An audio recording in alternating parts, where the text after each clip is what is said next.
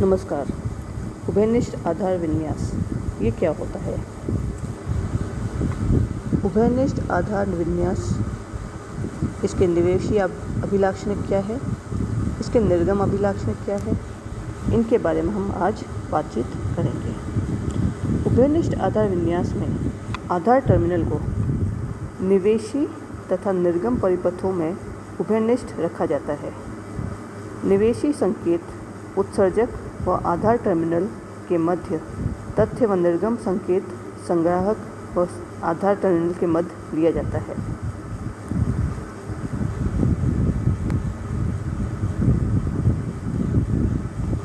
जैसे कि हमने इस चित्र में देखा है, हमारे पास में एक पीएनपी और एनपीएन ट्रांजिस्टर है। उभयनिष्ठ आधार विन्यास में हमने इसको जोड़ा हुआ है। पीएनपी ट्रांजिस्टर के लिए उत्सर्जक धारा IE धनात्मक जबकि संग्राहक व आधार धारा ऋणात्मक है। उत्सर्जक आधार संधि अग्रबायासित होने के कारण VEB धनात्मक व संग्राहक आधार संधि पश्चबायासित होने के कारण VCB ऋणात्मक होती है। एनपीएन ट्रांजिस्टर के लिए सभी धाराओं की दिशा व वोल्टता पीएनपी ट्रांजिस्टर के विपरीत होगी।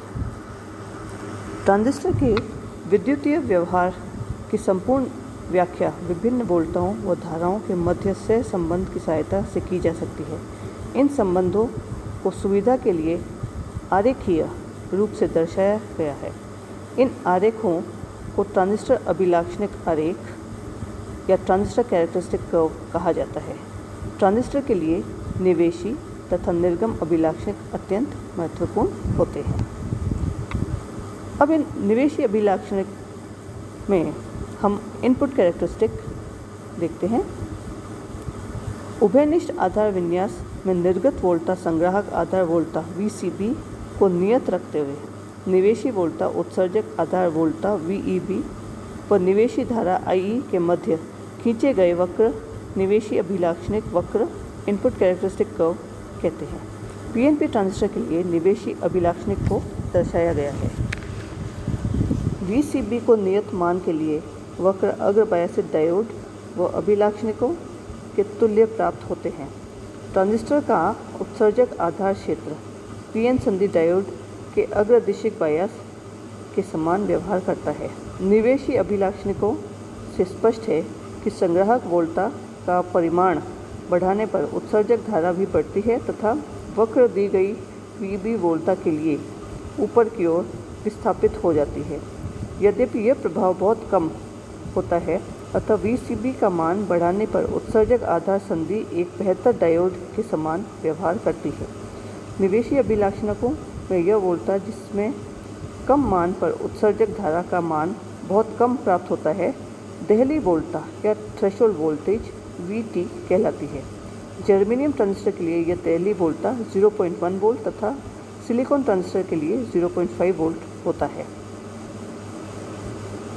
देहली वोल्टता से अधिक वोल्टता पर नियत संग्राहक आधार वोल्टता VCB के लिए उत्सर्जक आधार वोल्टता VEB बढ़ाने पर उत्सर्जक धारा IE का मान तेजी से बढ़ता है।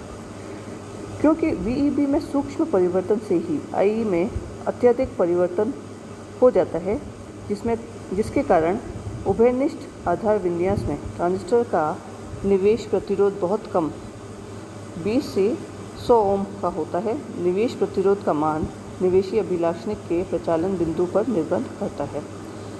यदि ट्रांजिस्टर रेखीय क्षेत्र लीनियर रीजन में प्रचलित होता है तो गतिक निवेशी प्रतिरोध डायनामिक इनपुट रेजिस्टेंस लगभग 50 ओम के बराबर होता है।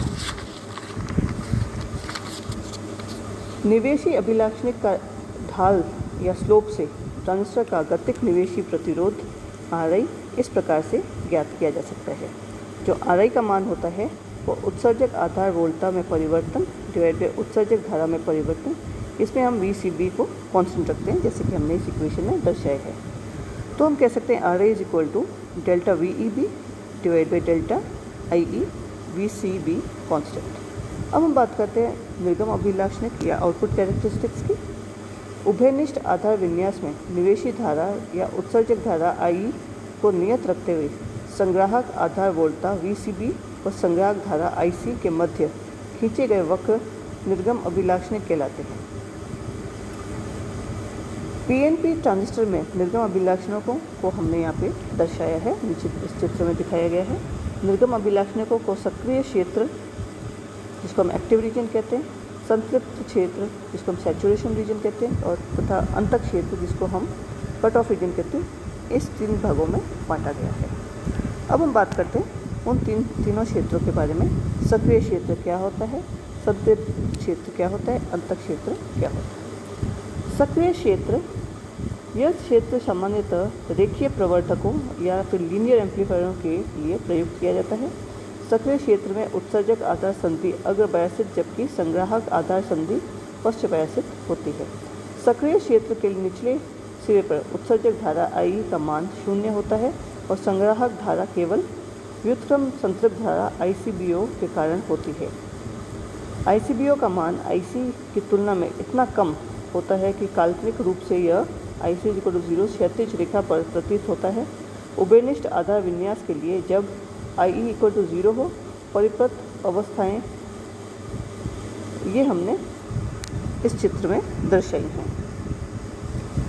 धारा ICBO जिसमें डायोड की व्युत्क्रम संतृप्त धारा का समान होता है, इसका मान ताप पर निर्भर करता है। कमरे पर ताप ICBO का मान जर्मेनियम ट्रांजिस्टर के लिए 2 माइक्रो एम्पियर से 5 माइक्रो एम्पियर तथा सिलिकॉन ट्रांजिस्टर के लिए 0.1 माइक्रो एम्पियर से 1 माइक्रो एम्पियर तक होता है। संग्राहक धारा IC का मान लगभग उत्सर्जक धारा IE के तुल्य होता है। यह केवल सक्रिय क्षेत्र में सत्य होता है और यहाँ संग्राहक आधार संधि पश्चबायसित होता है। सक्रिय क्षेत्र में वक्र लगभग समतल या फ्लैट होता है, जो यह दर्शाता है कि दी गई धारा I के लिए VCB में परिवर्तन करने पर धारा IC में बहुत कम परिवर्तन होता है। यही नियम धारा स्रोत कांस्टेंट करंट सोर्स में होता है। अतः उभयनिष्ठ आधार विन्यास में ट्रांजिस्टर अभिलाक्षणिक धारा स्रोत के समान होता है। इसका तात्पर्य है कि ट्रांजिस्टर का निर्गम प्रतिरोध या आउटपुट रेजिस्टेंस RO अत्यधिक होता है। अब हम बात करते हैं संतृप्त क्षेत्र या सैचुरेशन रीजन की। संतृप्त क्षेत्र में उत्सर्जक आधार और संग्राहक आधार संधियों दोनों अग्रबायसित होते हैं। निर्गम अभिलाक्षणिक में संतृप्त क्षेत्र VCB 0 वोल्ट के बाईं ओर का क्षेत्र होता है।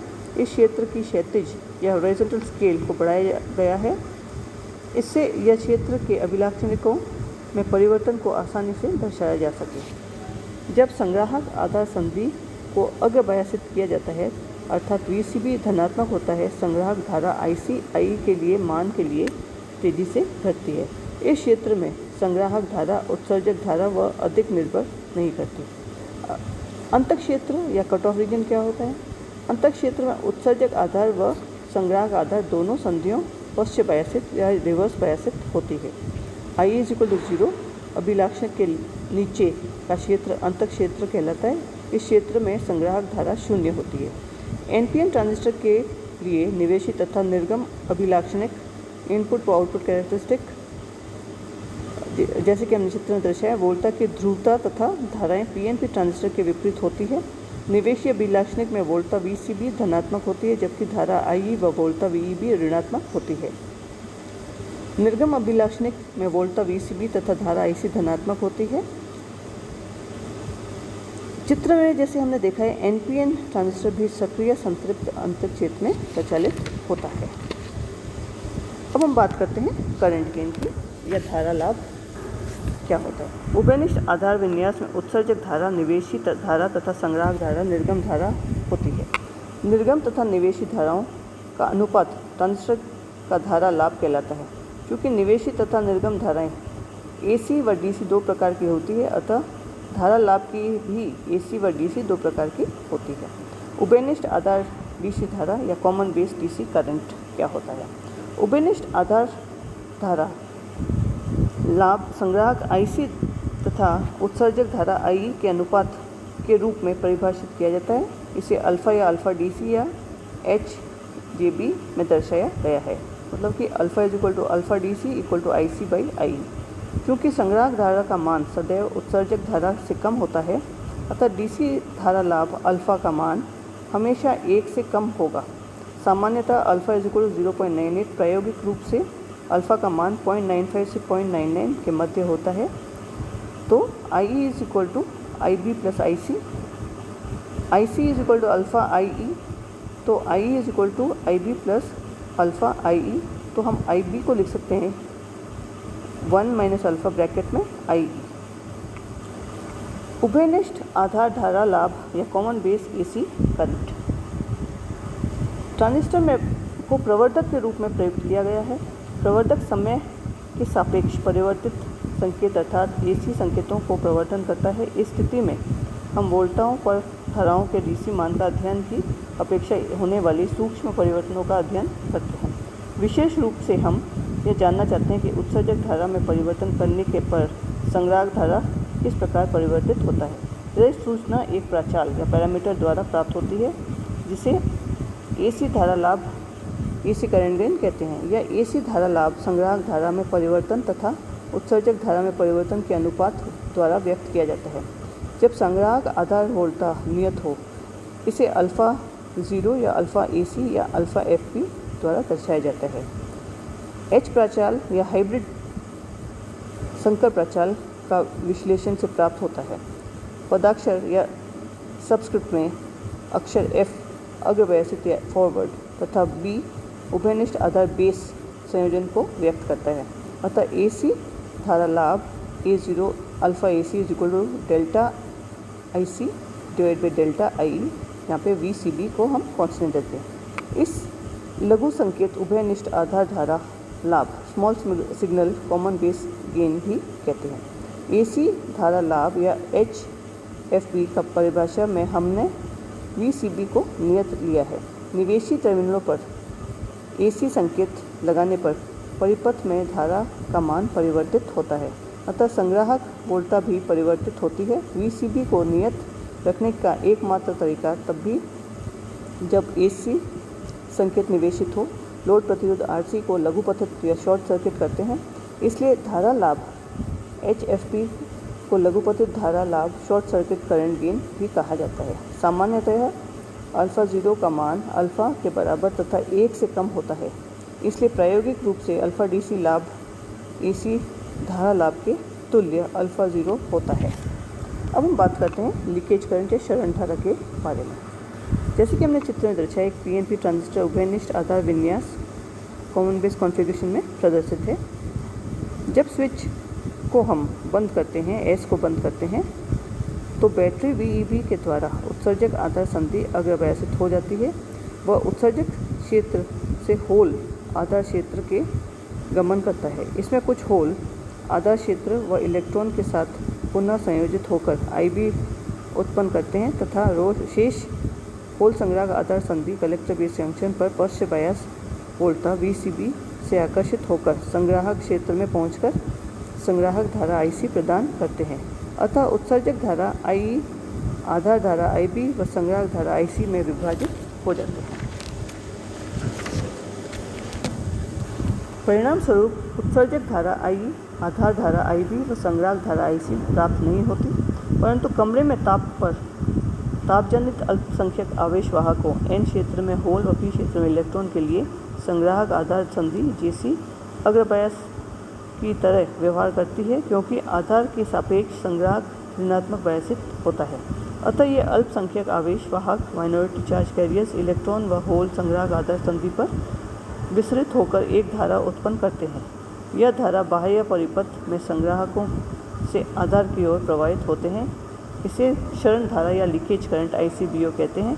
यह धारा व्युत्क्रम संतृप्त धारा या रिवर्स सैचुरेशन करंट ICO भी कहलाती है। अतः स्विच एस के बंद होने की स्थिति में कुल संग्राहक धारा दो भागों में मिलकर बनी होती है, उत्सर्जक से अंतक्षेपित होने के वाले बहुसंख्यक आवेश वाहकों के कारण, दूसरा अल्पसंख्यक आवेश वाहकों के कारण।